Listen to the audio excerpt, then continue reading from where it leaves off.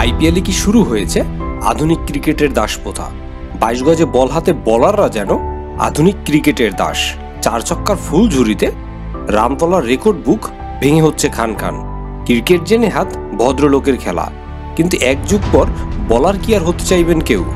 কিন্তু ক্রিকেটের আসল সৌন্দর্য যে এই বোলিংয়েই। মুতিয়া মুরালিধরন, শেন ওয়ার্ন, অনিল কুম্বলে, ওয়াসিম আকরাম, ওয়াকার ইউনুস, ব্রেট লি কিংবা শোয়েব আখতাররা, কেউ কি আর হতে চাইবেন এ যুগের বলার।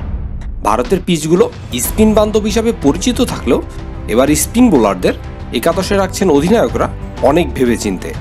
রাশিদ নূর, চাহাল কিংবা কুলদীপরা যখন 12 কিংবা 15 ইকোনমিতে বল করে, তখন বুঝতে হবে তাদের অসহায়ত্বটা চরমে গিয়ে পৌঁছেছে।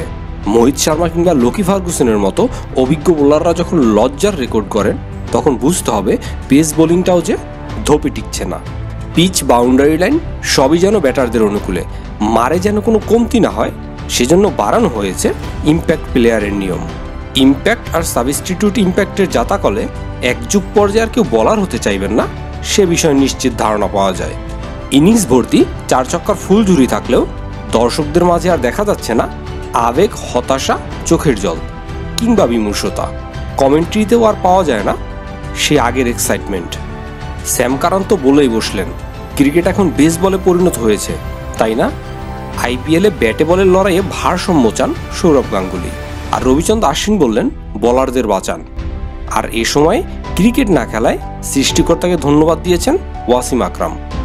ভিডিওটি ভালো লাগলে আমাদের এই নতুন ইউটিউব চ্যানেলটিকে সাবস্ক্রাইব করতে ভুলবেন না। আহমেদ আমান, দ্য ক্রিক টাইমস।